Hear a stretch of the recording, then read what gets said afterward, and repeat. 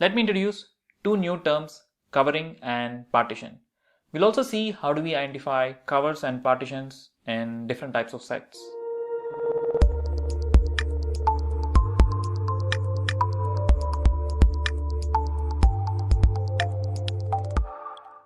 Here we have two new terms, covering and partition.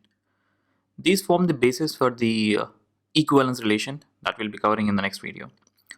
So before we get to that, let's have a detailed understanding of these two. As per the definition, covering is for a set S and A, which is A1, A2, A3 and so on, where each AI is a subset of S and union of all the AI is equal to S. Then set A is called a covering of S, and A1, A2 and so on are said to cover S. It looks slightly complicated and confusing, so let me simplify this. It says that there is a set S and there's another set A which has subsets of this particular set. If you take the union of all the subsets and if those elements are equal to the elements of S, then this set A is called the covering. It's easier to understand through an example. Here we have a set S which is A, B, C. Here's another set A which is a set of subsets. So one subset is AB and another subset is BC. Now they're asking you to take the union. So if you take the union of these two subsets, the elements will be A, B and C, which is same as this particular set S. Therefore this particular set A is a covering. Now look at this set B.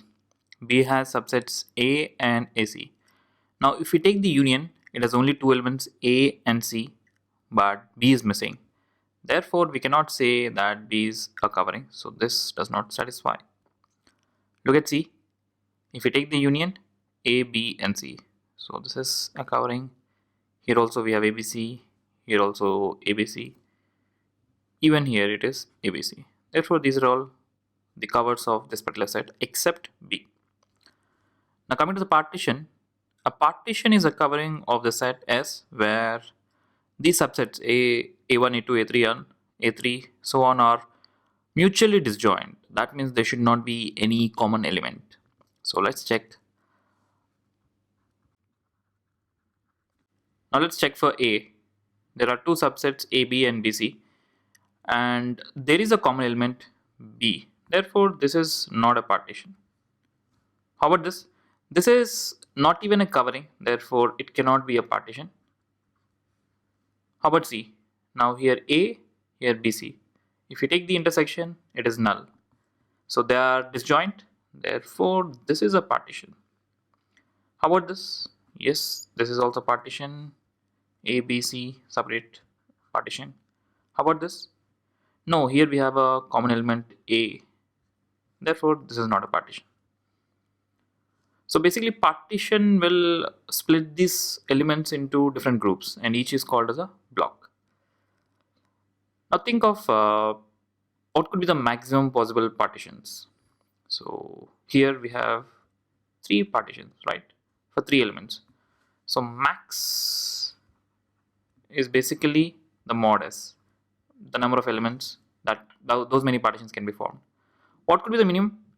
Minimum is 1. This is always 1. Minimum partitions is 1, which is basically this set itself. And remember, partition is basically a covering.